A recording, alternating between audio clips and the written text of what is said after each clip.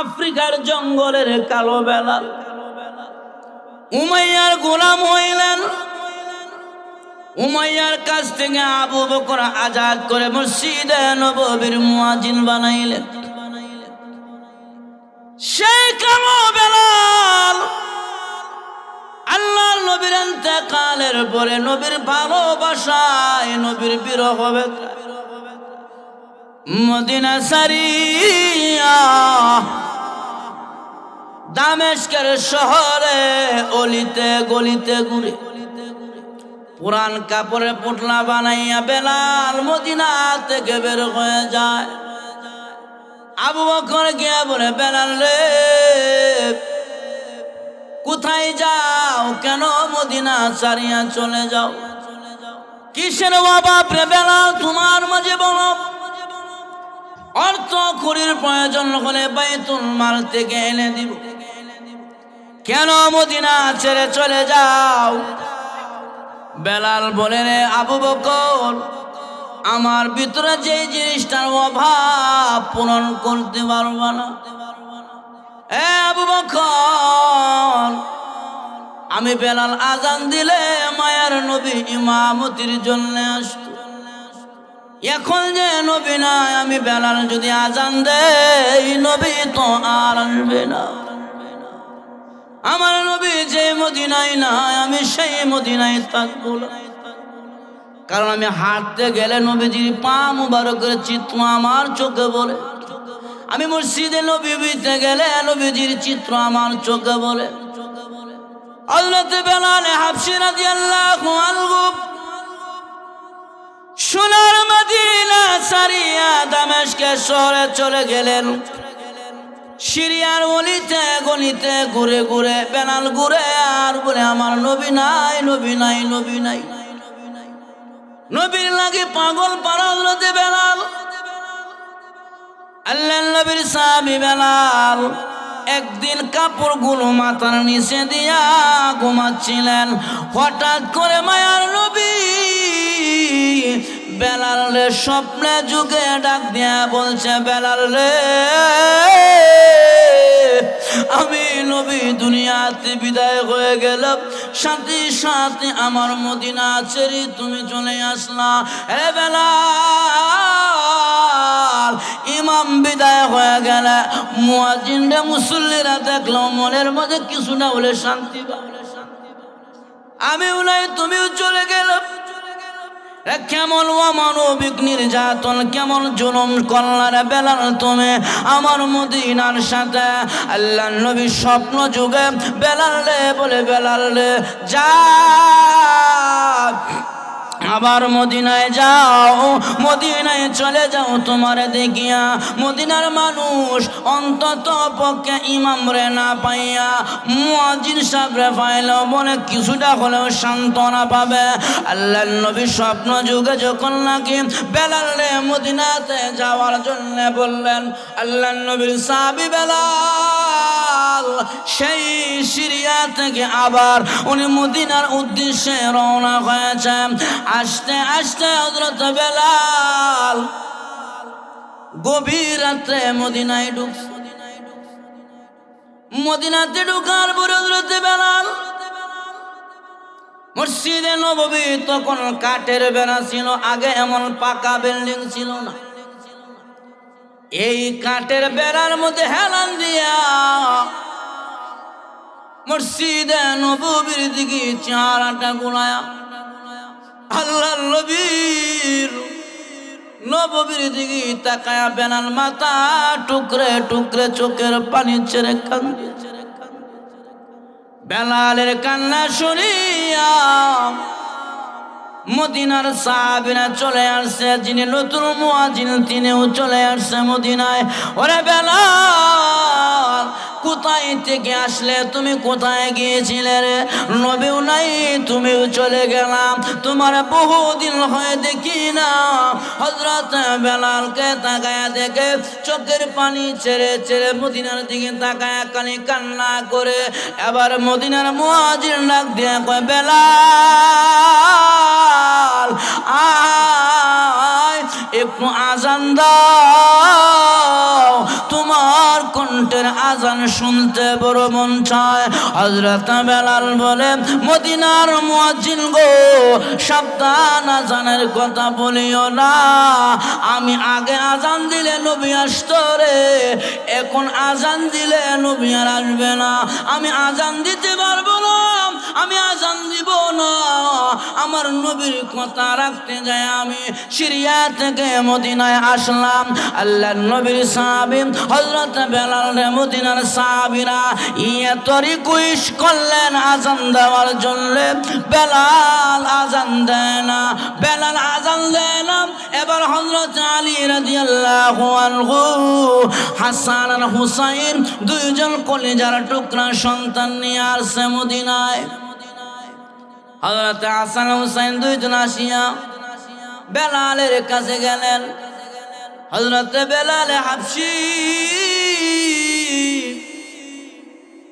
উঠে দাঁড়াইয়া হুসাইনের বুকের মধ্যে মাথা টেকায়া, হুসাইন রে, তোরে দেখলে আমার নবীর কথা স্মরণ। হুসাইন, এমন কোন শরীরের অংশ নাই যে অংশের মধ্যে মায়ার নবীর দুটা টুট মুবারকের চুম্বল পড়ে নাই রে হুসাইন। হুসাইন রাদিয়াল্লাহু আনহু আসার পরে আল্লাহর নবীর সাহাবী বেলাল হুসাইনের বুকের মধ্যে মাথা লাগাইয়া চোখের পানি ছাড়তে আরম্ভ করে দিলেন। বেলাল কান্নায় কথা বলতে পারে না, কারণ আল্লাহ তাআলা হাসান আর হুসাইন এই দুইজনের মধ্যে পুরা নবীজির অবয়ব বডিটা আল্লাহ ফিট করে দিয়েছিল। হাসান হুসাইনকে দেখলে নবীর কথা নবীকে দেখার মতন বলে। বেলাল হাবশী যখন নাকি এইভাবে হযরত হুসাইনের বুকের মধ্যে মাথা ঠেকাইয়া চোখের পানি কান্না শুরু করলেন, হুসাইন বলে, বেলাল রে, একটু আজান দিবানি, নানা বিদায় হয়ে যাওয়ার পরে তোমার কণ্ঠের আজান আর মদিনার মসজিদ থেকে আসে। বেলাল বলে, হুসাইন রে, আজানের কথা বলিও না, আমি আজান দিলে মায়ার নবী তো আর ইমামতির জন্য আসবে। আজান দাও গো মধুর সুরে বেলাল, শুনবার মনে চায়।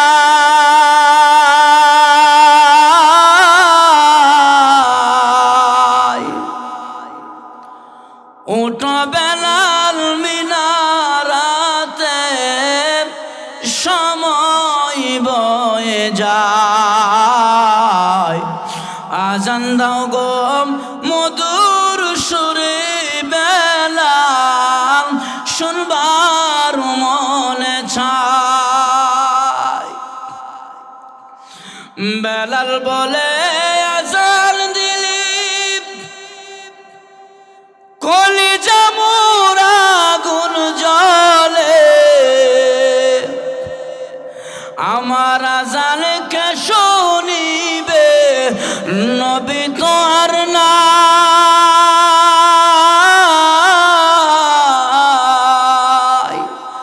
উঠো বেলাল মিনারাতে, সময় হয়ে যায়।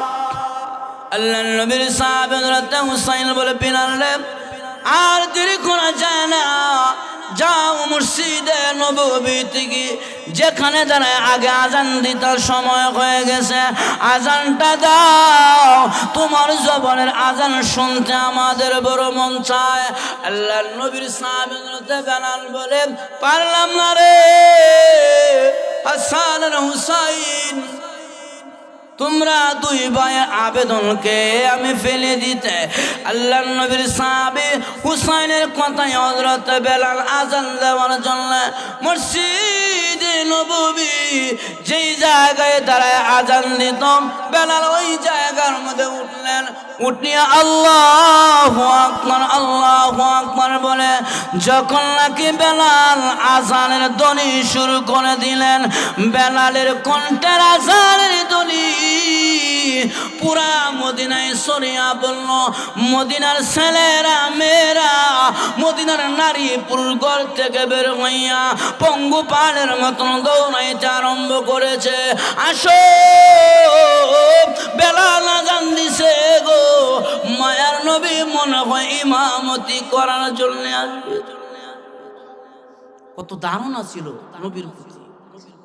তারা বলছে নবী মনে হয় আসবে, আসলে তো নবী আর আসবে না। মদিনার মানুষ দৌড়ায় আসতেছে। ফাতেমা রাদিয়াল্লাহু আনহা অসুস্থ অবস্থায় ছিলেন বিছানায়। আলীকে ডাক দিয়ে বলছে, আলী, আমার আব্বা যদি ইমামতির জন্য আসে বলবা একটি নজর যেন আমি ফাতেমারে দেখিয়ে যায়। হযরত বেলাল আযান দিচ্ছেন, আল্লাহু আকবার, আল্লাহু আকবার, আশহাদু আল্লা ইলাহা ইল্লাল্লাহ, আশহাদু আল্লা ইলাহা ইল্লাল্লাহ। এই বলে হযরত বেলাল যখন আশহাদু আন্না মুহাম্মাদুর রাসূলুল্লাহ এই তাকবীরটা, এই বাক্যটা বলার পরে বেলালের জবান থেকে আর দ্বিতীয়বার আশহাদু আন্না মুহাম্মাদুর রাসূলুল্লাহ বের হয় না। হযরত বেলাল সেই মিনারা থেকে কেঁপে কেঁপে জমিনের মধ্যে পড়ে গেল। মদিনার সাহাবীরা বলে, বেলাল রে, জীবনে কত আজান দিলা, কোনদিন তো এইভাবে পড়ে যাও নাই, আজকে কেন আশহাদু আন্না মুহাম্মাদুর রাসূলুল্লাহ বলিয়া এইভাবে উঁচু জায়গা থেকে পড়ে গেলা? বেলাল ডাক দিয়া বলে, মদিনার মানুষ, আগে যখন আমি আশহাদু আন্না মুহাম্মাদুর রাসূলুল্লাহ বলিয়া এই আজান দিতাম, নবীর নামটা জবানে আসার পরে চেহারাটা ঘুরাইয়া মসজিদের নববীর দিকে তাকাইতাম, তাকায়া দেখতাম সূর্যের মতন সুন্দর চেহারাওয়ালা নবী বসা। আল্লাহর নবী বসা ইমামতির জন্য। আমি আগের অভ্যাস অনুযায়ী আজকে আজান দিয়া মাথাটা ঘুরাইলাম, তাকায় দেখি মসজিদের নববী খালি, নবী নাই। আমি বেলালের জবান দিয়া বাকি আজানটুকু আর বের হলো না। এই জন্য আমার ভাইরা এইভাবে বেলাল হাবশী রাদিয়াল্লাহু আনহু আল্লাহর নবীর ভালোবাসার নজরানা দিতে যাইয়া, আল্লাহর নবীকে ভালোবাসতে যাইয়া বেলাল চোখের পানি ছেড়ে কান্না করে। আবু বকর কাঁদে, হযরত উসমান গনি কাঁদে, হযরত আলী কাঁদে। আল্লাহর নবী দুনিয়াতে চলে যাওয়ার পরে তাহলে আমার ভাইরা আমি যে কথা আপনাদেরকে বুঝাইতে চাইলাম, আল্লাযী খলাকাল মাউতা ওয়াল হায়াতা লিয়াবলুয়াকুম আইয়ুকুম আহসানু আমালা।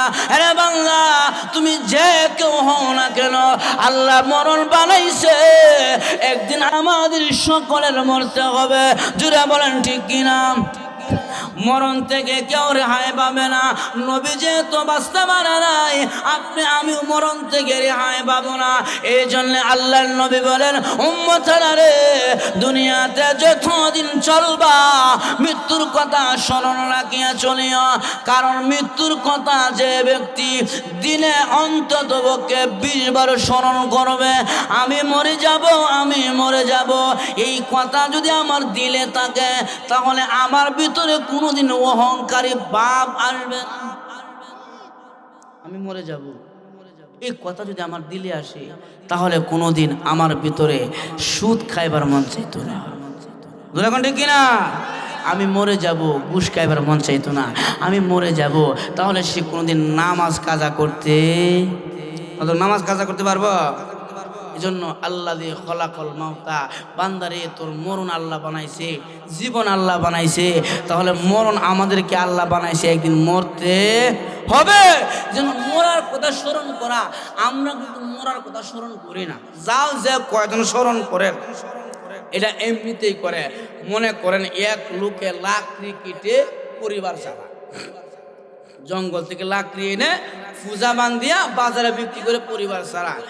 একদিন এই বেচারা এই কষ্টের মধ্যে ভরিয়া কয়, আল্লাহ আজরাইল কত মানুষের দেখে, আমার আমার নিতে রাখে না, আমার সহ্য না এই কষ্টের সংসার।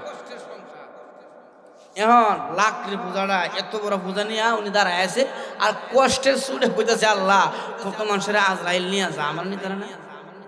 আল্লাহ কয়, আজরাইল যাও, তার সাথে একটু সাক্ষাৎ করে যাবো। আজরাইল আইতাছে, আমার পরে এই পূজাওয়ালা কয়, কি গো আপনি কেটা, আপনি কইতে আইসুন? আমি তো হ্যাঁ করিমগঞ্জ আসলাম, কিন্তু আপনি কইতাছুন আজরাইল কত মানুষের দেহে, আমরা দেহে না, আপনার সাথে দেখা করবার আইসি। উনি যেহেতু আপনি আসছেন, বলে আমার এত বড় পূজাটা আমি একা একা আলগি দিয়া মাথায় উঠাইতাম পারতেছি না, আপনি একটু উঠাইয়া দিন। তাহলে মরার কথা কইছে, আসলে অন্তর থেকে কইছে না, কষ্টের টেলা কইছে, কষ্টের জুড়ে কয় আজরাইল আমার নিতে না। এমন অনেক সময় হয়ে যায়, দেখবেন মা বোন দেয়া মাগরিবের আগে হাঁসের বাচ্চা সেও সেও করতেছে, মুরগির বাচ্চা কে কে করতেছে, গরু ছুটিয়েছে গা, ছাগল লাগিয়েছে গা, বাচ্চা একটা বাথরুম করিয়া কান্নাকারি করতেছে, এই সমস্ত সাফের মধ্যে ভরিয়া বদমহিলা আল্লাহ সংসারটা চিন্তা হয়ে গেছে গা, তুমি আমার দুনিয়াতে নেও গা, আর ভাল লাগে। আমার সব মহিলা কয় না, এই কথা বললে মহিলা একদিন রাত্রে ঘুমাইছে, গরু ফালে পুরো সার গরু ফালে, রাতের বেলা সার গুড়া রশি সিরিয়া বুসির যে ফাতিল আসিন ডেক, এই বুসির ডেকের মধ্যে মাথা ঢুকাই দিছে, বুসি না থাকাতে ওই বুসির ফাতিল ওই সিঙ্গের লোকে লাগিয়ে থাকে। এখন তো সার গুরু ছুটছে ঘরের দিকে, দেখে না এত বড় ফাতিল লাগিয়ে থাকা, চোখ মুখ সব ডাকিয়ে থাকা, যে মাত্র ঘরের দিকে আইতাছে আর সিংহের আওয়াজে গডর গডর আওয়াজ হইতাছে, এই আওয়াজ শুনিয়া ভদ্র মহিলা ঘুমাতে উঠছে, উঠতে ছায়া দেয়, কিরে শাম নাফি সাহেব সমান, এটা কি আইতাছে? ও মাগরিবের সময় বলছিলাম সংসারটা তিতা হয়ে গেছে, ভাল লাগে না, আজরাইল না আসছে। তখন মহিলা আজরাইল রুগী চিন্তা ভুল করিও না, ফেরালাইছে রুগী, কিন্তু সেই খানের মধ্যে সাবধান আমার দিকে আয় না। তাহলে এই বলিতে মরার কথা কইছে, আসলে কি অন্তর থেকে কইছে? আসলে তাহলে মরার কথা বলছে অন্তর থেকে বলে নাই, সাফের টেলা ভরিয়া আজরাইল আমার নিয়ে যাও গা। এজন্য আমার ভাইয়ারা, একজন মানুষ যদি মরে যাবে এই কথাটা তার ভিতরে থাকে, তার কলবে থাকে, তার মেধায় থাকে, সে দুনিয়াতে কোনদিন গুনাহ করতে আজরা কোন গুনাহ করতে পারবে? এজন্য আমার ভাইয়ারা, আল্লাযী খলাকাল মাউতা ওয়াল হায়াত লিয়াবলুয়াকুম আইয়ুকুম আহসানু আমালা।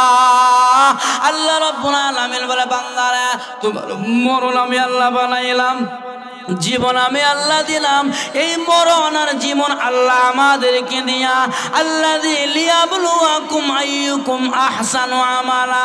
আল্লাহ পরীক্ষা নিতে চায়, বান্দা দুনিয়াতে কে কি আমল করো, আমলের পরীক্ষা নেওয়ার জন্য আল্লাহ আপনার আমার মরণ আর জীবন দিলেন, একমাত্র বান্দার আমলের পরীক্ষা নেওয়ার জন্য।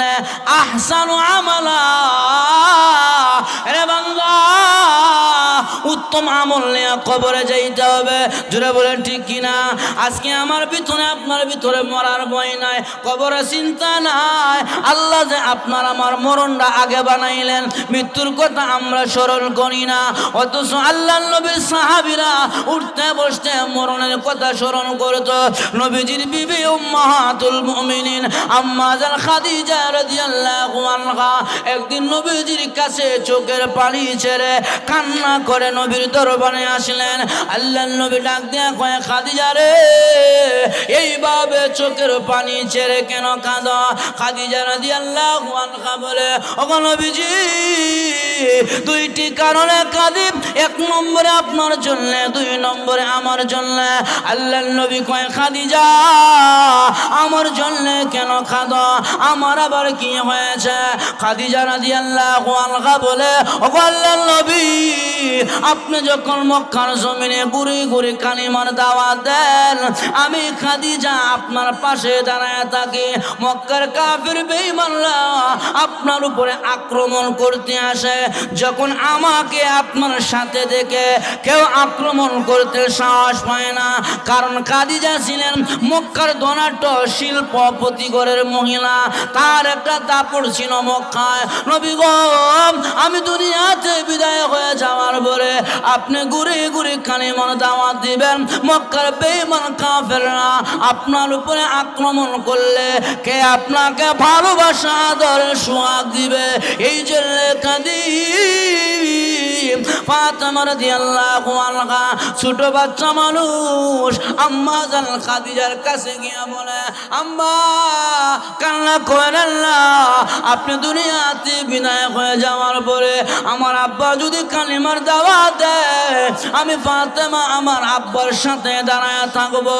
ঠিকই আল্লাহর নবীর বিবি খাদিজা দুনিয়াতে বিদায় হয়ে যাওয়ার পরে নবী যখন ঘুরে ঘুরে কালিমার দাওয়াত দিতেন, হযরত ফাতেমা আল্লাহর নবীর কোমরের মধ্যে ধরে রাখতেন, নবীজির কোমরের মধ্যে ধরে রাখতেন। আল্লাহর নবী কয়ে, খাদিজা মানলাম, আমার জন্য কেন কাঁদলা? ওরে খাদিজা, তোমার জন্য কেন কাঁদো? তোমার আবার কি হয়েছে? খাদিজা বলেন, নবী গো, আমি যেদিন দুনিয়া থেকে বিদায় হয়ে যাব, আমার ইন্তেকালের পরে আপনি আমার কাপড় পরাইয়া অন্ধকার কবরে রাখবেন। ওগো নবীজি, আপনি বলছেন কবরে মানুষের আকার পরে কবর চাপ দেয়। আল্লাহর নবী বলেন, উম্মতেরা রে, বান্দা বান্দিকে যখন কবরে রাখা হয়, কবরে দুইটা পার্শ্ব এত দূরে চলে যায়, কবরের ভিতরটা এত বড় হয়ে যায়। আপনারা বলতে পারেন তাহলে তো ভালো হয়েছে, ঘোরাঘুরি করতে পারবো কবরে। দেখবেন দুনিয়াতে ফাটা ফাটা যখন নাকি টক্কর দেয়, কাছের থেকে দেয় না, পাটায় যখন নাকি টক্কর দেয়, দূর থেকে এনে ঠাস করে লাগায় দেয়। ফাটার দেখছেন টক্কর? পাটায় যখন নাকি সিং দিয়ে টক্কর লাগায়, দূর থেকে এনে দেয়। ফুটবলাররা যখন বলের মধ্যে লাথি দেয়, জায়গা থেকে দেয় না, দূর থেকে এসে লাথি দেয়, তখন হিট হয় বেশি।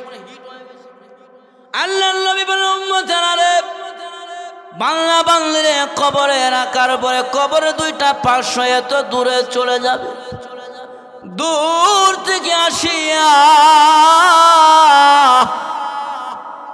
এমন জোরে একটা চাপ মারবে গো, কবরের চাপের কারণে এক পাঁজরের হাড়গুলো অন্য পাঁজরের ভিতরে ঢুকে যাবে। আল্লাহর নবী এইভাবে আঙ্গুল দেখায় বলে, এইভাবে এক পাঁজরের হাড়গুলো অন্য পাঁজরের ভিতরে ঢুকে যাবে। আল্লাহর নবী বলে, ওরে খাদিজা, তুমি কবরের আযাবের ভয়ে কান্না করো। খাদিজা বলে, নবী গো, আমার বড় ভয় হয়, আমি অন্ধকার কবরে কি নিয়ে যাব? আমাকে যে কবরে রাখবেন, কবর যদি আমাকে চাপ দেয়, আমার বড় ভয় হয়। আল্লাহর নবী বিশ্ব নবী রাহমাতুল লিল আলামিন বলে গেছেন, আল কবরু রাউযাতুম মিন রিয়াজিল জান্নাহ আও হুফরাতুম মিন হুফারিন নার। বান্দারে, তুমি যদি নেককার হও, নেককার বান্দারে কবরে রাখলে ওই কবরটা জান্নাতের টুকরা হয়ে যায়। আর জোরে এখন, নেককার বান্দারে কবরে রাখলে কবরটা জান্নাতের টুকরা হয়ে যায়। আল কবরু রাউযাতুম মিন রিয়াজিল জান্নাহ। আর যদি বদকার হয়, আও হুফরাতুম মিন হুফারিন নার, আল্লাহর নবী বলেছেন বদকারের কবরটা জাহান্নামের টুকরা হয়ে যায়। নাউজুবিল্লাহ। নেককার কি কবরে রাখার পরে বলা নাই মা বহু দূর থেকে আসি, আমি তো গ্রামে কারণ অনেক দূর থেকে গেছি টঙ্গিতে, আমার এক মহাব্বতের ভাই দাওয়াত দিছে। দাওয়াত দেওয়ার পরে আমরা তো আবার দেশের মধ্যে মারামারি, আমরা অনেকে আমার বলেছে কোয়া যায় না, তারা ইয়া রাসূলুল্লাহ কো কি ইয়া রাসূলুল্লাহ কো না দেয়, আর রসুল তো সবার এজুরে কোন ঠিক কিনা? এই মে সব নিয়ে দিবামত থাকতে পারে, নবী নিয়ে কোনো দিবামত, আল্লাহ নিয়ে কোনো ইখতিলাফ আছে? আদরে কোন এই আল্লাহ যে এটা নিয়ে কোনো ইখতিলাফ আছে? নবী যে আমাদের নবী মুহাম্মদুর রাসূলুল্লাহ, এটা নিয়ে কোনো ইখতিলাফ আছে? নবী এক, আল্লাহ এক, অতএব উম্মত আমরা আখিরি নবীর উম্মত। আমাদের ভিতরে অন্য মতামত থাকলে থাকতে পারে, নবীর বেলায় কোনো দ্বিমত নাই। জোরা বলেন ঠিক কিনা? আল্লাহর বেলায় কোনো দ্বিমত নাই। এই আল্লাহ যদি কেউ গালি দেয় আপনি সহ্য করতে পারবেন? কথা কেন সহ্য করতে পারবেন?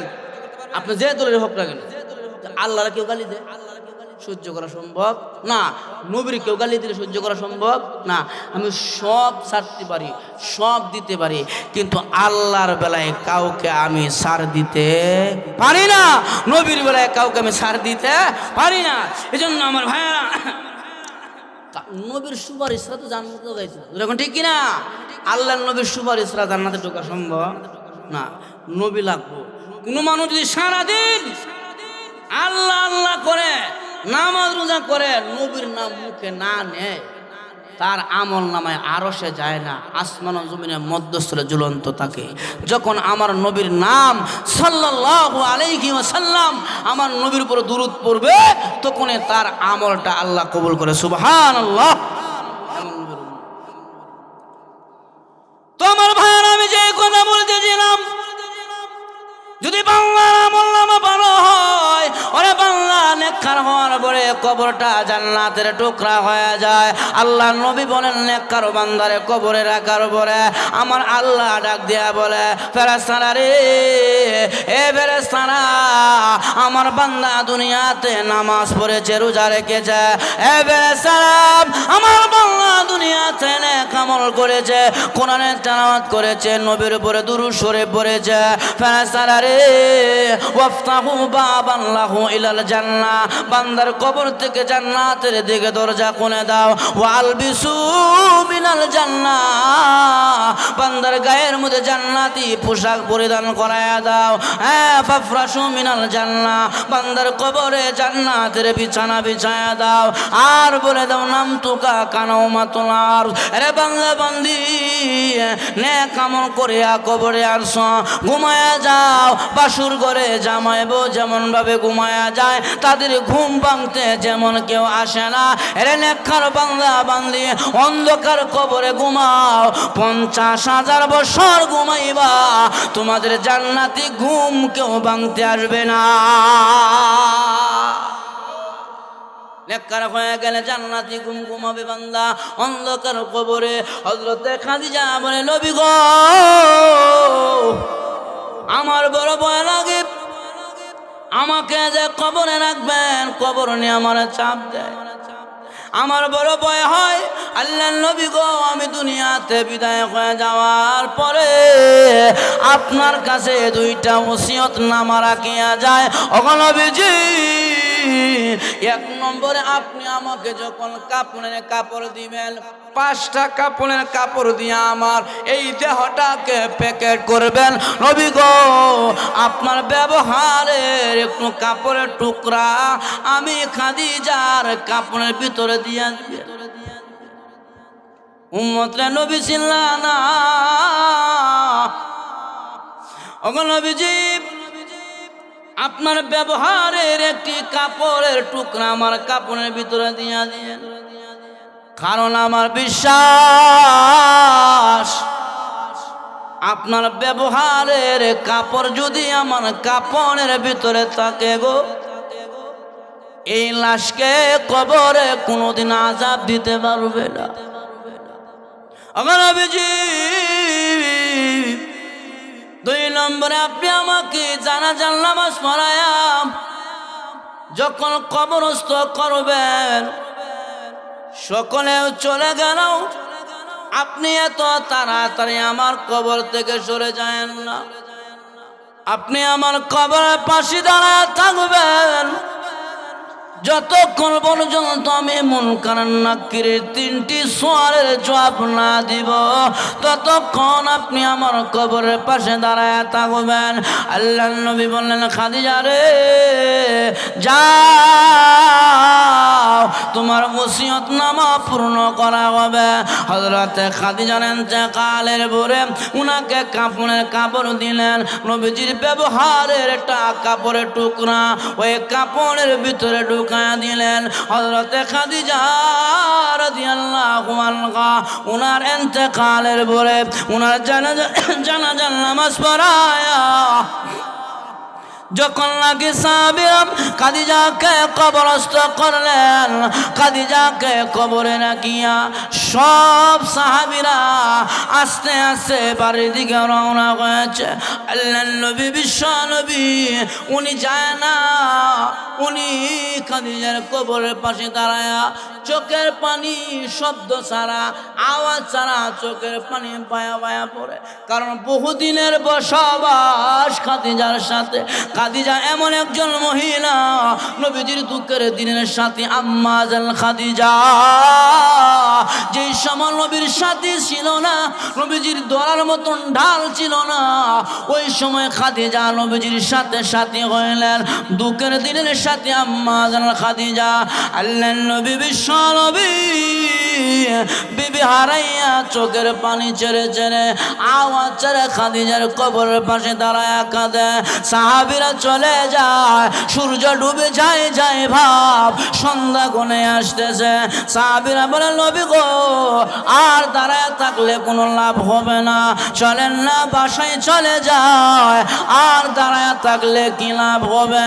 আল্লাহর নবী কয়, সাহাবীরা রে আমার খাদিজা আমাকে যে দায়িত্ব দিয়া গেছে, দায়িত্ব পালন না করলে তো হবে না, ওসিয়ত পূর্ণ করতে হবে।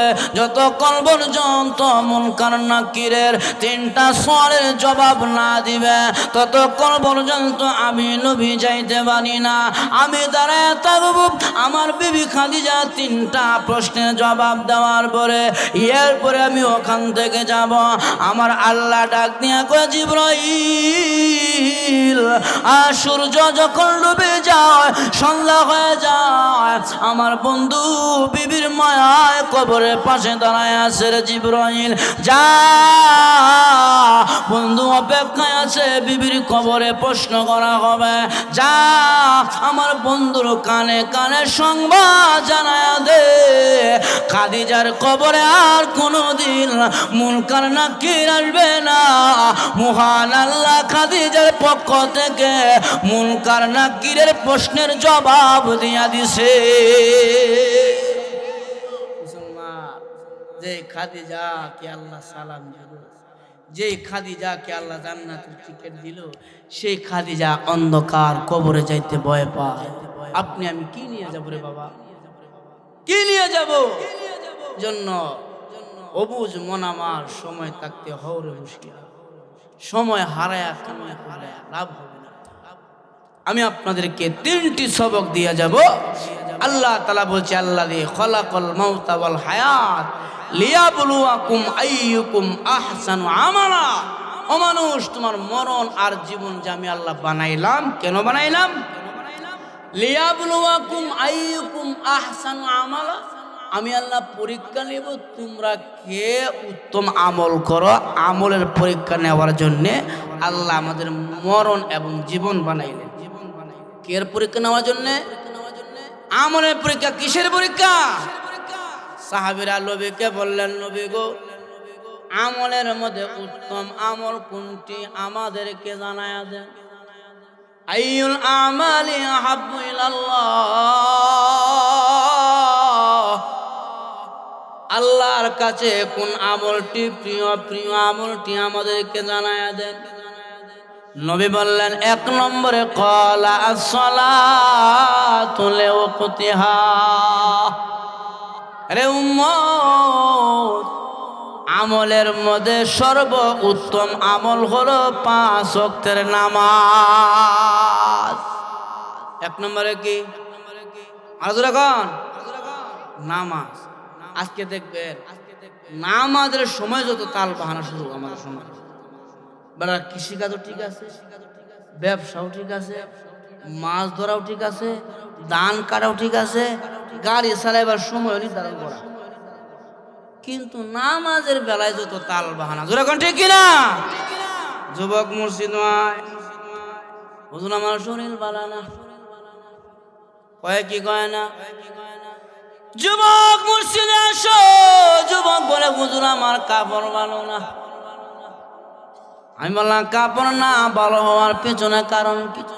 রাস্তায় দাঁড়ায় পেশাব করেছি, জাকি দেওয়ার সময় কিছু মাটিতে কিছু আছে না নাই? দাঁড়ায় পেশাব করছে, কিছু করছে কাপড় কিছু মাটিতে। আল্লাহ নবী বললেন উম্মতেরা রে, আল্লাহর কাছে এক নম্বরে পছন্দনীয় আমল হলো ক্বালা সালাতু লিওয়াক্তিহা, সময় হয়ে গেলে মসজিদে যায় হাজিরা দেওয়া। দুই নম্বরে আমলের কথা বলে দিচ্ছি, দুই নম্বরে আমার নবী কয় ক্বালা বিররুল ওয়ালিদাইনি। এ যুবক ভাইরা, দীর্ঘ রাত পর্যন্ত বসে রইলা, দুই নম্বর সবকটা নিয়ে যাও। নবী কয় দুই নম্বরে প্রিয় আমল হলো আল্লাহর কাছে মা বাবার খেদমত। কার খেদমত? আরো জোরে এখন কেন করবেন? নবী কয় হুমা জান্নাতুকা ওয়া নারুকা, এই মা বাবা তোমার জান্নাত ও জাহান্নাম। আল্লাহর নবী আরেক হাদিসের মধ্যে বলেন রাজার রব্বি ফি রাজাল ওয়ালিদাইনি। এ সন্তান, মা বাবা যদি কোনো সন্তানের প্রতি রাজি খুশি হয়, আসমানের মালিক আমার আল্লাহ খুশি হয়ে যায়। আল্লাহর নবী আরেক হাদিসের মধ্যে বলছেন আল জান্নাতু তাহতা আকদামিল উম্মাহাত। সন্তান রে, তোমার মায়ের পায়ের নিচে আল্লাহ জান্নাত রেখে দিয়েছে। আল্লাহ কোরআনে বলেছেন ওয়াবিল ওয়ালিদাইনি ইহসানা, সাবধান আব্বা আম্মার সাথে খারাপ ব্যবহার করিও না। ও যুবক, তুমি পাহাড় পরিমাণ আমল যদি করো, তোমার মা বাবা যদি নারাজ থাকে রে, এই পাহাড় পরিমাণ আমল কোনো লাভ হবে না। আর মা বাবা যদি খুশি হয়ে যায়, অল্প আমলে আল্লাহ নাজাতের ব্যবস্থা করে দিবে। আল্লাহ নবী বিশ্ব নবী রাহমাতুল লিল আলামিন বলেন শুধু রহমত নাজিল হয়, বিষয়টা এমন নয়। আল্লাহ নবী বলেন যে জায়গায় কোরআনের কথা হয়, নবীর আলোচনা হয়, ওই জায়গার মধ্যে রহমতের ফেরেশতারা বেষ্টনী করে রাখে। রহমতের ফেরেশতারা ওই জায়গা থেকে নিয়া আরো সে মহল্লায় একজনের উপরে বর করে করে আরো সে মহল্লায় চলে যায়। আল্লাহ রাব্বুল আলামিনের কাছে গিয়া বলে, আল্লাহ ডাক দিয়া বলে ফেরেশতারা রে, এই যে চংনগাঁও আমার কিছু বান্দা বান্দিরা, তারা ওই যে শীতের মধ্যে বসিয়া তারা কি করে? ফেরেশতারা বলে প্রভু ও, তারা তোমার নবীর হাদিস নিয়ে আলোচনা করে। আয় আল্লাহ, তোমাকে নিয়ে আলোচনা করে, কোরআনের কথা বলে, নবীর কথা বলে। জাহান্নাম থেকে তারা বাঁচতে চায়, জান্নাতে যেতে চায়। আমার আল্লাহ রাব্বুল আলামিন ডাক দিয়া কয় ফেরেশতারা রে, তারা কি আমি আল্লাহর জান্নাত দেখেছে? বলে না গো প্রভু, তোমার জান্নাত দেখে নাই, তোমার জাহান্নাম দেখে নাই, তোমার নবীকেও দেখে না।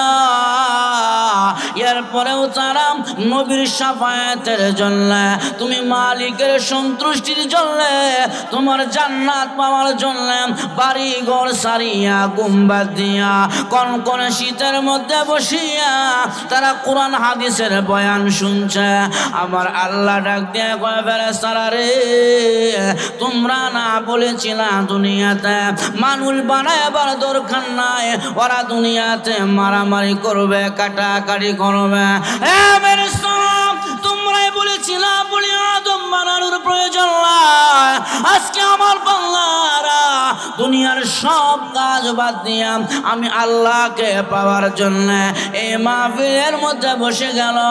ফেরেশতারা রে, তোদেরকে সাক্ষী রাখিয়া আমি আল্লাহ বলে দিলাম, যারা আমি আল্লাহর কোরআনের মাহফিলে বসে গেল, আমি আল্লাহ তাদের জিন্দেগির সমস্ত গুনাহগুলো মাফ করে দিলাম। তাহলে আপনারা যে আসছেন টক জান্নাত জিতছেন। আরো ধরে এখন আবারও বলি আলহামদুলিল্লাহ, আরো জোরে বলি আলহামদুলিল্লাহ।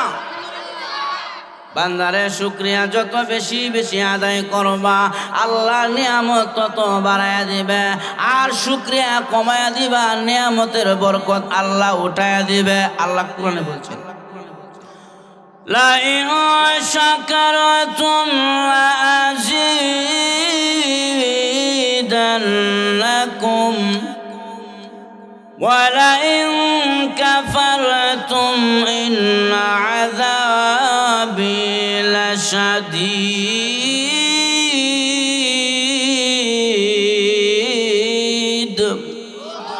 আল্লাহ রাব্বুল আলামিন বলে, বান্দা যত বেশি বেশি করে আমি আল্লাহর শুকরিয়া আদায় করবা, আমি আল্লাহ তোমার নিয়ামত বাড়ায় দিব। আর না শুকরিয়া করলে বরকত কমায় নিব। এই জন্য আমার ভাইরা, আল্লাহ রাব্বুল আলামিন আপনাকে আমাকে অসংখ্য অগণিত নিয়ামত দিয়া আল্লাহ নিয়ামতের মধ্যে আপনাকে আমাকে ডুবাইয়া রাখছে। যারা বলেন ঠিক কিনা? এই হাত কার দেওয়া নিয়ামত? আরো জোরে এখন, এই জবান কার দেওয়া নিয়ামত? এই চোখ কার দেওয়া নিয়ামত? আল্লাহ অসংখ্য গণিত নিয়ামত দান করেছে। বান্দারে, তোমার হাত আমার আল্লাহ দিয়েছে, আমার চোখ আমার আল্লাহ দিয়েছে, জবান দিয়া কথা বলার বাক শক্তি আমার আল্লাহ দান করেছে। আল্লাহ বলেন, আলাম নাজআল লাহু আইনাইন ওয়া লিসানাও ওয়া শাফাতাইন। আরে বান্দা, তোর দুইটা চোখ আমি আল্লাহ তোকে দিলাম, ওয়া লিসানাও ওয়া শাফাতাইন, দুইটা টুটের মাঝখানে একটি জবান আমি আল্লাহ দিলাম। যেরকম কে দিছে? যদি আল্লাহ জিহ্বা দিয়া টুট না দিত, যদি টুট না দিত, তাহলে কোটিপতির ছেলে হলে কেউ মেয়ে বেঁচে, যেরকম ঠিক না? কেন লাগে বলে টুট নাই, খারাপ দেখা। এই টুট দিয়ে আপনার সৌন্দর্যকে আল্লাহ, মুখের সৌন্দর্যকে আল্লাহ বৃদ্ধি করে দিয়েছে। টুট যদি না থাকতো তাহলে বেসল্লা দেখা যাইতো, দেখতে ভালো দেখা যাইতো না। টুট দিয়ে আল্লাহ মুখের সৌন্দর্যকে বৃদ্ধি করে দিয়েছে। আল্লাহ কয়, বান্দা এই যে নিয়ামত দিলাম, এটা আমি আল্লাহ তোকে দয়া করে দিয়েছি। তুই কোনোদিন চাস নাই আমার কাছে। দুইটা হাত তোকে দিতে হবে, দুইটা পাও দিতে হবে, দুইটা চোখ তোকে দিতে হবে। আমি আল্লাহ মায়া করে তুলে দিয়েছি। সুবহানাল্লাহ। এই পৃথিবীতে যত মাখলুক আল্লাহ বানাইছে, সমস্ত মাখলুকের মধ্যে বনি আদমের সম্মান মর্যাদা আল্লাহ সকলের উপরে উঠে দিয়েছে। আপনারা আমার সম্মান সকলের উপরে আল্লাহ এক আয়াতের মধ্যে বলছেন, ওয়ালাকাদ কাররামনা বানি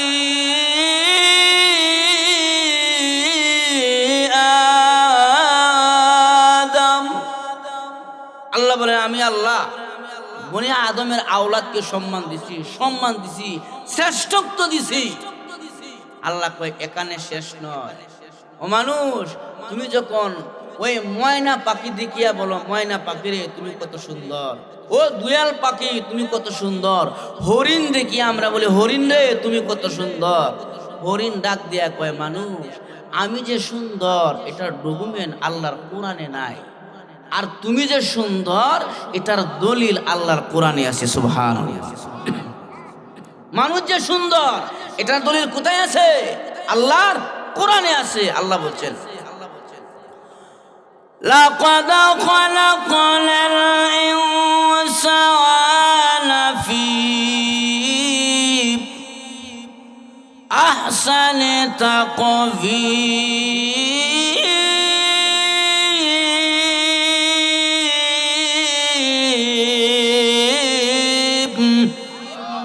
আর জোরে বলেন আল্লাহু আকবার।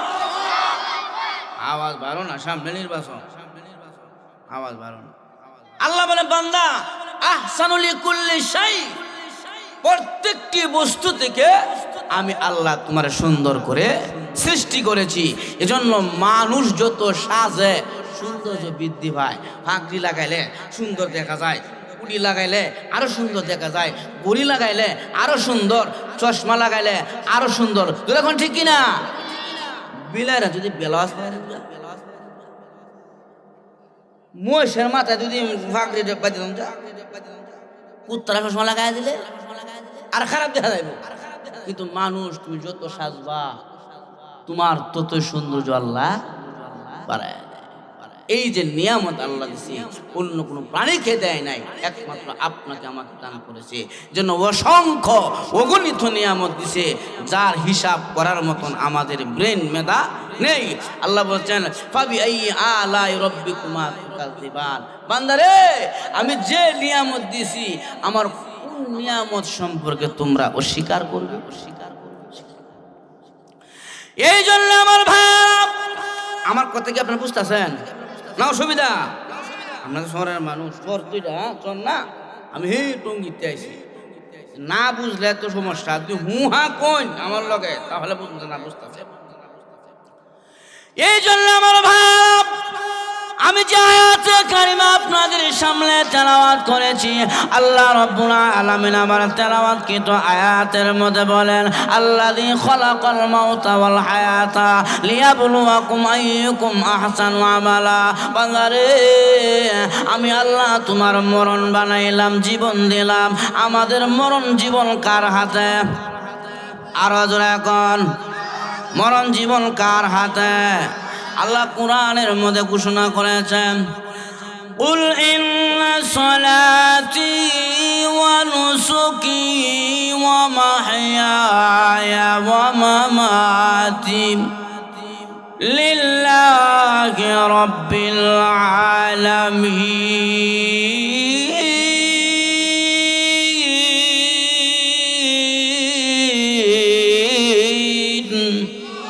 আল্লাহ রাব্বুল আলামিন বলেন আমার নামাজ, আমার রোজা, আমার মরণ, আমার জীবন, আমার কুরবানি লিল্লাহি রাব্বিল আলামিন, একমাত্র আল্লাহর জন্য। তাহলে বোঝা গেল মরণ আল্লাহ দিয়েছে, জীবনও আল্লাহ দিয়েছে। জোরা বলেন ঠিক কিনা? পৃথিবীর মানুষেরা এই দুনিয়াতে দুইটা মাসআলা নিয়া কোনো মানুষের দ্বিমত নাই, দ্বিমত নাই। এক নম্বরে হলো মরতে হবে, আল্লাহ মানুক আর না মানুক মরণকে বিশ্বাস করে। দুই নম্বরে মানুষেরা শান্তি চায়, গরিব হোক ধনী হোক যে যেই কিসিমের লোক হোক না কেন শান্তি চায়। তো এক নম্বরে মরতে হবে, মরণ নিয়ে কোনো দ্বিমত নাই, প্রশ্ন নাই, সবাই মরতে হবে। জোরে বলেন ঠিক কিনা? মরণ লাগবে কি লাগবে না? দুনিয়ার সব একদিন ধ্বংস হয়ে যাবে। আল্লাহ কোরআনের এক আয়াতের মধ্যে বলছেন কুল্লু মান আলাইহা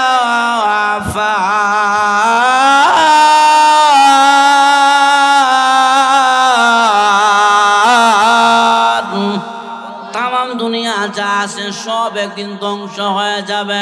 ওয়ায়াবকা ওয়াজহু রাব্বিকা যুল জালালি ওয়াল ইকরাম, একমাত্র আমার আল্লাহ থাকবে, আর সব একদিন ধ্বংস। এই জন্য আমার ভাইরা মরতে হবে, মরণ নিয়ে কারো কোনো দ্বিমত নাই, কারো কোনো প্রশ্ন নাই। তবে কে কোন জায়গায় কখন মরে যাব আমরা কেউ জানি না। জোরে বলেন ঠিক কিনা?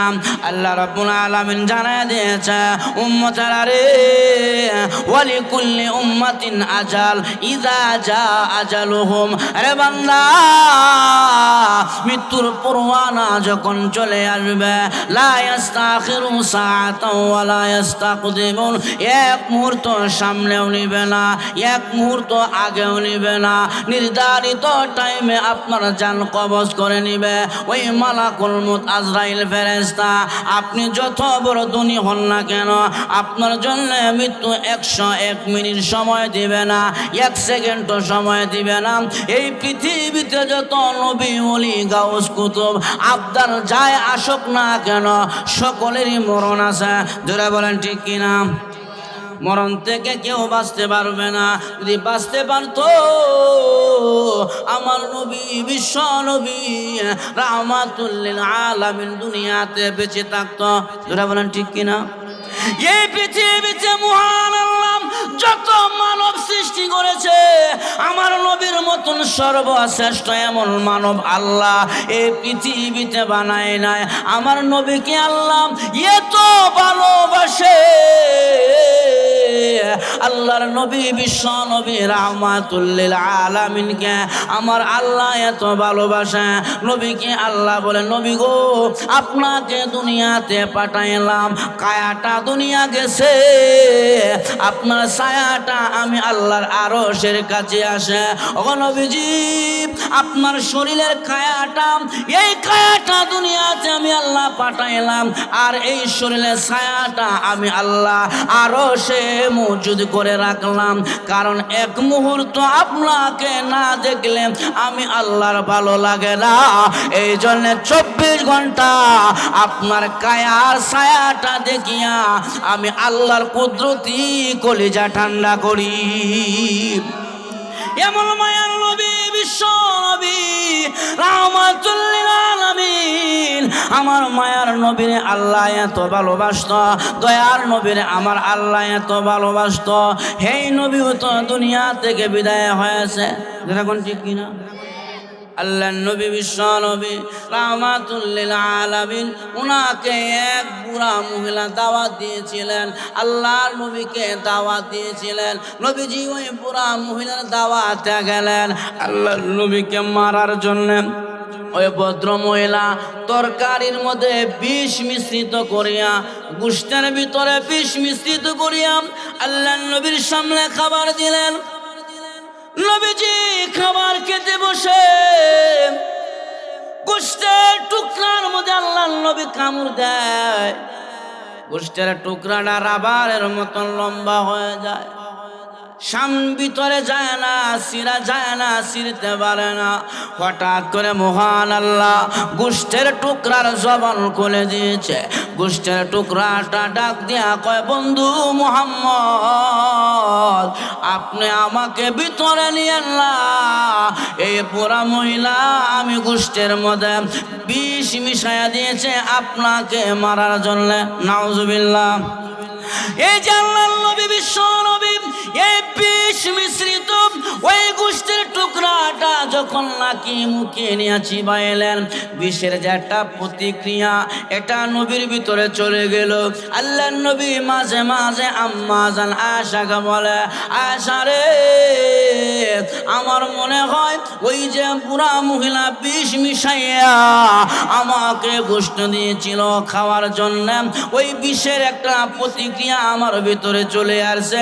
মাঝে মাঝে দেখা দিলে আমি নবী কিছুই বলতে পারি না। হঠাৎ করে আল্লাহর নবী বিশ্ব নবী রাহমাতুল লিল আলামিন, উনার মাথায় প্রচন্ড ব্যথা, শরীরে নবীজির জ্বর, আল্লাহর নবী কথা বলতে পারে না। আম্মা জান আয়েশাকে ডাক দিয়া বলে, আয়েশা গো আমার শরীরের অবস্থা ভালো না রে আয়েশা, আমার মাথার নিচে ডাবল বালিশ দাও, আমি নবীজির শরীর ভালো না। আম্মা জান আয়েশা আল্লাহর নবীকে আম্মা জান আয়েশার ঘরে শুয়ে দিলেন। আয়েশা রাদিয়াল্লাহু আনহা নবীজির মাথার মধ্যে পট্টি দিলেন, প্রচন্ড জ্বর, নবীজি কথা বলতে পারে না। হযরত ফাতেমা রাদিয়াল্লাহু আনহা আল্লাহর নবীর নয়নের দুলালি ফাতেমা নবীজির কাছে এসে বসে আল্লাহর নবীকে ডাক দিয়া কয়, আব্বা তোমার শরীর অবস্থা মনে হয় ভালো না, আব্বা তুমি যদি দুনিয়া থেকে বিদায় হয়ে যাও, আমার দুইটা সন্তান হাসান আর হুসাইন আব্বারে যদি 3 দিনও না খায়, তোমার চেহারা মুবারক দেখলে তাদের খাবারের ক্ষুধা আল্লাহ মিটায়া দেয়। আব্বা তুমি যদি দুনিয়া থেকে বিদায় হয়ে যাও, কাছে যাবে, কে আদর আর সুহাগ ভালোবাসা দিবে রে আব্বা? আব্বা দরজাটা লাগায়া দিব, আজরাইলকে আমি ঘরে ঢোকার অনুমতি দিব না। আমার আব্বার আজরাইলকে আমি নিতে দিব না। আল্লাহর নবী কয়, ফাতেমা আজরাইল কারো ঘরে ঢোকার জন্য অনুমতি লাগে না রে মা। আল্লাহ এই অনুমতি দিয়া আজরাইলে সৃষ্টি করেছে।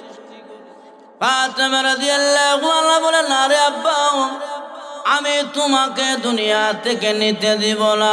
আল্লাহর নবী বিশ্ব নবী রাহমাতুল লিল আলামিন বলে, ফাতেমা রে, আজরাইল আমার ঘরে ঢোকার অনুমতি আল্লাহ আগেই দিয়েছেন, এরপরেও আমার ঘরে ঢোকার জন্য আজরাইল অনুমতি চাইবে।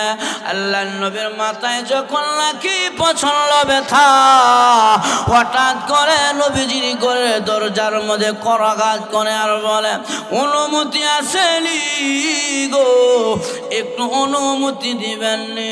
আল্লাহর নবী কয়, ফাতেমা রে, আমি মাথা উঠাইতে পারি না, কে জানি আমার ঘরে ঢোকার অনুমতি চায়। যাও দরজাটা খুলিয়া দেখো কে আসতে চায়। যখন নাকি ফাতেমা দরজা খোলার জন্য গেলেন, আল্লাহ ডাক দেয়া কয়, আজরাইল রে, তুমি আমার ফাতেমার সামনে প্রকাশিত হয়ে যাইবা। আল্লাহ বলে, আমার বন্ধুর কথা মিথ্যা হয়ে যাবে। আজরাইল, তুমি ফাতেমার সামনে প্রকাশিত হয়ে যাইবা। ফাতেমা দরজাটা খুললেন, আজরাইল তার আসল সুরতে প্রকাশ হলেন। ফাতেমা তাকায়া দেখে মাথা আসমানে, পা দুটা চোখ থেকে আগুনের ফুলঙ্গি বের হচ্ছে। ফাতেমা একটা চিৎকার মেরে আল্লাহর নবী বিশ্ব নবী রাহমাতুল লিল আলামিনের কাছে গিয়া বলে, আব্বা, এমন আকারের মানুষ আমার জীবনে কোনোদিন দেখি নাই। আব্বা রে, পা দুইটা জমিনে, মাথা আসমানে, চোখ এত বড় বড় আগুন বের হয়।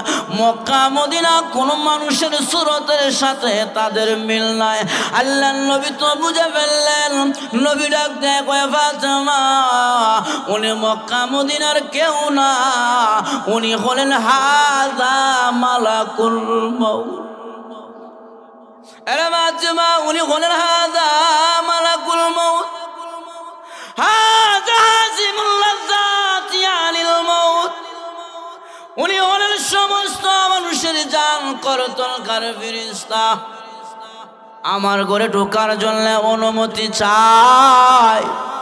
এটা আমি নবীজির শান আর মর্যাদা। আজরাইল কারো ঘরে ঢোকার জন্য অনুমতি লাগে। এ ফাতেমা, দরজা খুলে দে। ফাতেমা রাদিয়াল্লাহু আনহা দরজা খুলে দিলেন। আজরাইল নবীর ঘরে ঢুকে বলে, ওগো নবীজি, আল্লাহ বলেছে আপনাকে দুনিয়া থেকে চলে যাইতে হবে। আল্লাহর নবী কয়, রে আজরাইল, আমি যাব কি যাব না? হাত্তা ইয়াতিয়ানি জিবরাইল, যতক্ষণ পর্যন্ত জিবরাইল না আসবে ততক্ষণ পর্যন্ত আমার গায়ে হাত। আল্লাহর নবী যখন এই কথা বললেন, এই মুহূর্তে জিবরাইল নবীর ঘরে আগমন করে। আল্লাহ নবী বলেন, জিবরাইল রে, আজরাইল এসেছে আমাকে নেওয়ার জন্য, তুমি কি বলো? এবার জিবরাইল কয়, নবী গো, ইন্নাকা মাইতুন ওয়া ইন্নাহুম মাইতুন, আপনি মরণশীল, আপনার দুশমন যারা, আপনার দুশমন যারা, তারাও মরণশীল। আল্লাহর নবী এই আয়াতের মাধ্যমে ইঙ্গিত পাওয়া গেলেন আমার চলে যাওয়ার সময় হয়ে গেছে। যখন নাকি জিবরাইল এই কথা বললেন, আল্লাহর নবী চোখের পানি ছেড়ে ছেড়ে কান্না করে। জিবরাইল কয় নবী গো আপনি কেন কাঁদেন গো, কান্নার কারণ কি? আপনি কি ফাতেমার জন্য কাঁদেন? ফাতেমাকে তো মহান আল্লাহ আপনার মাধ্যমে সংবাদ দিয়েছে জান্নাতে মহিলাদের সরদারনি হবে। ফাতেমার জন্য আপনি কেন কাঁদেন? আল্লাহর নবী কয় জিবরাইল রে আমি ফাতেমার জন্য কাঁদি না। এবার জিবরাইল কয় বুঝতে পেরেছি, হাসান হুসাইনের জন্য বুঝি আপনি কাঁদেন। হাসান হুসাইনকে তো আল্লাহ জান্নাতে যুবকদের সরদার বানাবে, এটা তো আল্লাহ আপনাকে ঘোষণা দিয়েছে, আপনি তাদের জন্য কেন কাঁদেন? আল্লাহর নবী কয় জিবরাইল আমি হাসান আর হুসাইনের জন্য কাঁদি না। আল্লাহর নবীর জবাবে জিবরাইল বলে নবী গো আপনি কার জন্য কাঁদেন? আল্লাহর নবী কয় জিবরাইল রে আমি কাঁদি আমার গুনাহগার উম্মতের জন্য। জিবরাইল আমি কাঁদি আমার উম্মতের জন্য। আল্লাহ তো কোরআনে ঘোষণা দিয়েছে আমি যেই জায়গায় থাকবো আমার উম্মতদেরকে আল্লাহ একসাথে গজব দিয়ে মারবে না। জিবরাইল আমি নবী চলে গেলে আমার উম্মতদেরকে যদি আল্লাহ একবারে গজব দিয়ে মায়েরা ফেলা, আমার উম্মতের জিম্মাদার কে হবে রে? আমার উম্মতের কফিল কে হবে? আমার উম্মতের জন্য আমি নবী কাঁদিয়ে আল্লাহর নবীর কান্না দেখিয়া মহান আল্লাহ জিবরাইলকে ডাক দিয়ে কয় জিবরাইল আর আমার বন্ধুরা কাঁদায় না, আমার হাবিবের চোখের পানি আমি আল্লাহ বরদাস্ত করতে পারি না।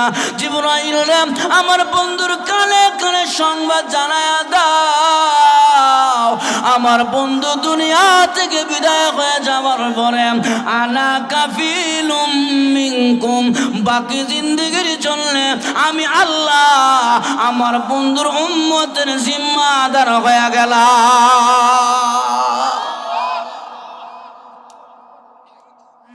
আপনার খারাপ লাগতেছে? আল্লাহর নবী দুনিয়াতে বিদায় হয়ে যাওয়ার পরে এমন একটা অবস্থা সৃষ্টি হয়ে গেল মদিনায়। হযরত আবু বকর সিদ্দিক রাদিয়াল্লাহু আনহু 2 বছর 10 দিন দেশ শাসন করেছিলেন। নবীজির ইন্তেকালের পরে আবু বকর আর বিছানা থেকে উঠতে পারে না। বিছানার মধ্যে শুয়ে থেকে আবু বকর আহ করে শ্বাস ছাড়ে আর বলে আমার নবী নাই, নবী নাই। এই যে আহ করে শ্বাস ছেড়েছিলেন সামিয়ানার মধ্যে কালো দাগ পড়ে গেছে, ভিতর থেকে কলিজা পুরা গন্ধ বেরো। আমার নবী নাই, নবী নাই, নবী নাই। উম্মতে নবীর ভালোবাসার দাবিদার হও, শুনিয়া যাও সাহাবীরা নবীরে কেমনে ভালোবাসে। আবু বকর এইভাবে কান্না করতে করতে বিদায় হয়ে গেল।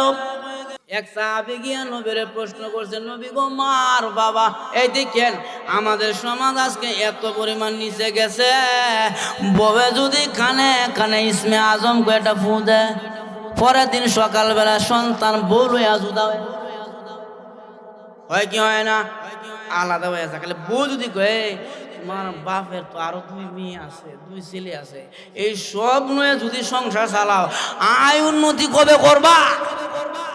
দেখবেন পরের দিনে বলা হ্যাঁ বাপের লাগে চোখগুলো কথা কর, মার লাগে মুখ তেরা করে কথা কর, যখন ঠিক কিনা? বউ তো শরীরের টুকরা, শুনে এটা তো না ভয় আছে। একটা কথা জানিয়ে রাখবেন, বউয়ের সাথে পরামর্শ করুন যা, কিন্তু হেগর ডিসিশন ফাইনাল দেওয়া ঠিক না। যে বউর কথা সব বলায় মানে হ্যাঁ লস ভরে, কেন মধ্যে ভরে? লস ভরে। নদী এলাকার মানুষ একটা কথা কয়ে যায়, এক জেলে একটা বড় মাছ পাইছে, বড় মাছ পাওয়ার পরে বাদশার দরবারে নিয়ে গেছে। বাদশার কাছে নিয়ে গেলে মাছটা বড় তো দাম বেশি হইব, আর বাদশাহ মানুষ টাকা পয়সা আছে, যে দামের দিকে লক্ষ্য করতো না, মুক্তি করে দিয়ে দিব, নদীর মাছ খাইতে মজা। কিন্তু বাদশার যে ওয়াইফ, কিপটা হার কিপটা ফকিরে ভিক্ষা অন্ত দেয় না। এই ভদ্র মহিলা বাড়িতে নাই, জেলে মাছটা নিয়ে গেছে বাদশার কাছে। বাদশাহ মাছটা দেখিয়া বাপরে খুব খুশি, নদীর মাছ খাইতে খুব মজা। খুশি হইয়া বেড়ারা 2000 টাকা দিছে, আমার দরবারে আসছস, আমি একটা বাদশাহ মানুষ, আমার আত্মমর্যাদা আছে, আমার একটা সম্মান আছে, 2000 টাকা দিলাম। জেলে খুশি হইয়া টাকা লইয়া পড়ছে। এখন কিছুক্ষণ পর বাদশার বউ আইছে, আয়া দেখে বিশাল আকারের এক মাছ। বাদশার বউ কই এই মাছ কাটা দিছি? কই জেলে দেখেছে। এমনি দিছে না কিনে লাগছো? না 2000 টাকা দিছে। আরে কি কও, এই মাছটা সরে দেখুন তো বাদ থেকে, ওই যে কিপটা খাইলে ঘুরে দেবো। যাও মাছ দিয়ে আসো, টাকা ফেরত নিয়ে আসো। বাদশাহ কয়ে কেমনে সম্ভব এটা, আমি একজন বাদশাহ মানুষ, আমার 8 নম্বর মর্যাদা আছে, আমার একটা সম্মান আছে না, আমি মাছ দিয়ে টাকা ফেরত কেমনে আনি? বউ অত কথা বুঝি না, তাড়াতাড়ি যাও, টাকা ফেরত নিয়ে আসো, মাছ দিয়ে আসো। বাদশাহ কয় দেখ রে, আমার তো একটা সম্মান আছে, কেমনে গিয়ে কই জেলের কাছে তোর মাছটা তুই নিয়ে আনে, আমার টাকা আমার দিয়ে। এখন এখন বউ এখন শুনে যাও, একটা বুদ্ধি শিখাই দিই। কি বুঝি? ও জেলের কাছে গিয়া বলবো, জেলে তোর মাছটা বেড়া না বেডি? যদি কয় বেডি, তাহলে তুই খুব একটা বেড়া মাছের দরকার। আর জেলে যদি কলে বেড়া, তাহলে তুমি খুব একটা বেডি মাছের দরকার। চিন্তা করছেন বুদ্ধিটা কোন জায়গায় খাটাইছে? এখন বাদশা করে না, তোর বুদ্ধি খারাপ না, সুন্দরী আছে। আস্তে আস্তে গেছে, জেলে দিকে। জি জনাব। তোর মাছ বেড়া না বেডি? জেলে কত মাছ বিক্রি করলাম, এই জাতের প্রশ্ন তো আমার কেউ করছে না। আর যারা মাছ তুলে এরা কি উল্টায় দেখে মাছ বেড়া না বেডি? এখন জেলে থেও সালাক কম না, এফর্ট করে জবাব দে, মহামান্য বাদশাহ আমার মাছ বেড়াও না বেডেও না। বাদশাহ কি কইলে তুই, বেড়াও না? বাদশাহ তুই এই কথা কেমনে কইলে রে? তার প্রশ্নের উত্তর শূন্য। বাদশার পর থেকে আরো 2000 টাকা তারে বোনাস দিছে, লয়ে যা। কি সুন্দর একটা উত্তর দিছে। মাছ লয়ে আবার বাড়িতে গেছে। বউ কি মাছ ফেরত দিলা না, টাকা আনছো না? টাকা আনমু, যে সুন্দর উত্তর দিছে জেলে, উত্তরের প্রতি মুগ্ধ হয়ে আমি তার আর 2000 টাকা বোনাস দিছি। বেড়ি তো তেলে বেগুন দিলে উঠছে। এখন বাদশার দেওয়া যে কাঁচা টাকা আছে, কাঁচা টাকা, এই কাঁচা টাকা নিয়ে জেলে যাইতেছে। ওই দেশের আইনে লেখা আছে, বাদশার দেওয়ার টাকা যদি পকেট থেকে পড়ে যায়, যদি পকেট থেকে পড়ে যায়, তখন সে বুক করতে পারে না, ফকির মিসকিল কাঙ্গাল এতিমের হক হয়ে যায়, সে আর নিতে পারে না। তো এই 4000 রুপি টাকা নিয়ে জেলে যাইতেছে, হঠাৎ করে একটা রুপি জমিনে পড়ে গেছে। এইটা উঠায় আবার পড়ানো রাখছে। এই বিষয়টা আবার দেখেছি বাদশার ওয়াইফে, দেখছো গরিবের কোনো আত্মমর্যাদা নাই। এই যে টাকাটা পড়েছেন থাকতো, কেল্লাকে উড়াইলো, উড়াইয়া দেশের আইন লঙ্ঘন করছে, অতএব যাও গিয়া বলো তার মাছ থেকে ফেরত দাও, দেশের আইন লঙ্ঘন করার কারণে আমার টাকা আমার দেব। এমন বাদশা হা রে, জেলে ধরা খাইলে লাস্টে, এই বেটা গাধা জেলে, তোর 500 টাকার মাছ দিলাম 2000 টাকা, আরো দিলাম 2000 টাকা বোনাস, একটা রুপি পরিয়াছেন থাকতো, কেন লাগে উড়াইলে? উঠায় আমার দেশের আইন লঙ্ঘন করছস, অতএব তোর মাছ তুই নিয়ে আনে, আমার টাকা আমার দিয়ে।